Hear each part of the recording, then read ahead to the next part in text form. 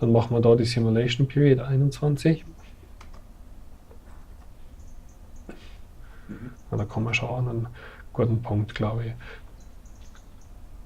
Okay, one of our case study areas is Augsburg Western Forest. It's situated in the south of Bavaria, west of the town of Augsburg.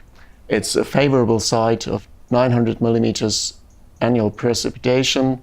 The main tree species are spruce and beech, and we very often have the situation of main spruce stands with admixed beech. Yeah, let's make a typical run without doing anything in that stand. Could be a set aside or Private forest owner who forgot about his stand. yeah. Okay, let's start it. And now it's growing for 100 years. Each step is 5 years.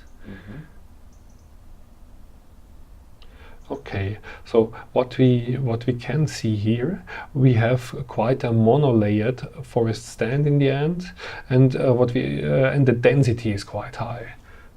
So this is really something where the trees are really cramped on that area. And if you look there, nothing on the ground, no regeneration, nothing. Not what people tend to call a close to nature situation, is it?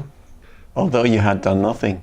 It is close to nature, but this is not a guarantee that the result will be something quite diverse.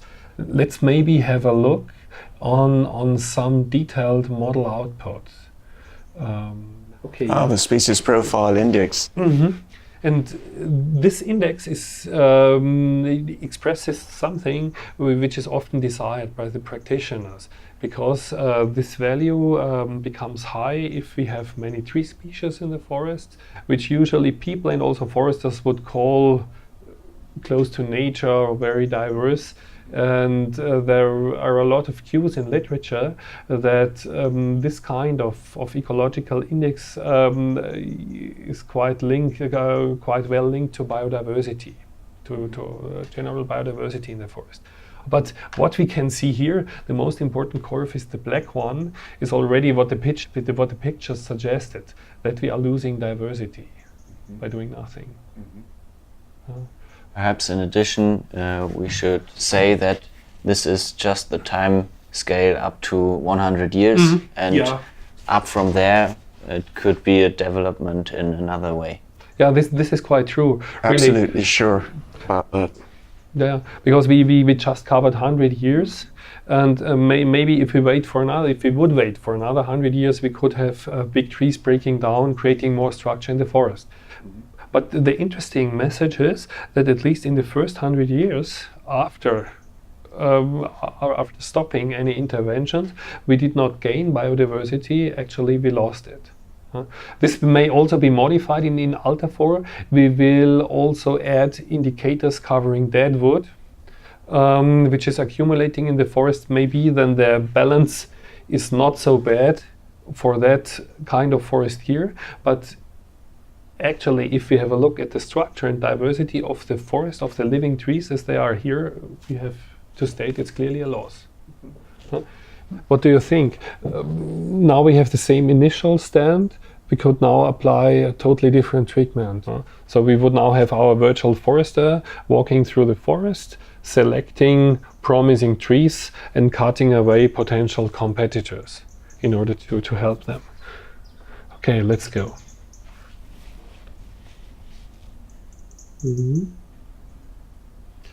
Yeah.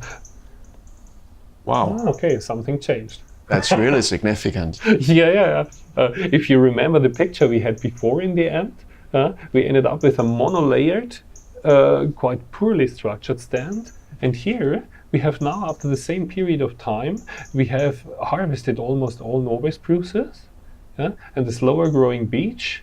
So there is still a lot of them there, but it was already enough to get a very nice regeneration established.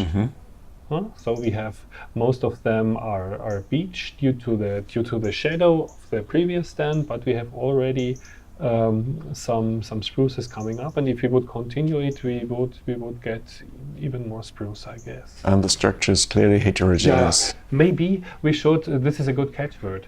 Maybe we should switch to our diagrams again, and let's look at the species profile index we looked at before. Ha! This is quite this is quite a striking difference. Remember, we started at the same point, about 1.4 in the beginning, but in the do nothing scenario, we were continuously losing diversity. And here, maybe we have only a slight loss for the first time, but then when we start to make the threshold diameter cut, then we really change structure, and we have even a higher structural index than we had before. So by that kind of management, we did not lose structure and diversity, and to the lower density, even in the first periods of thinning, the situation must be much more stable. Maybe if we just have a look at something which is connected with growth and yield, there are quite a lot of indicators. Let's take the wood volume, the standing wood volume. And what we can see here, after quite some decades after we start the simulation, we reach a timber volume, a wood volume of about 750 cubic meters per hectare. Also not a small value, small compared to the do nothing run, but we could say this situation is much more stable. The risk of such a stand, where we had early thinnings, the risk of getting thrown by a storm or broken by snow is much lower. We have a higher biodiversity. And what we can see here, this declining curve, this is due to the fact that we are harvesting the old stand step by step. Mm-hmm. It's due to the spruce harvesting, simply that, isn't it? Exactly, because spruce was reaching the threshold diameter earlier, so we started earlier with that. And it proceeds slowly with beech, and in beech we have already young trees growing on, so this curve is quite flat. Stable. Yeah, it's quite interesting how different the options are, and with how different ecosystem services they are connected. If you look at the diversity, they were quite different. If you looked at the timber production, they were different. If you look at stability, it's also quite different. And here we see already a broad corridor where the options for silviculturalists or forest managers or stakeholders could be. Mm-hmm.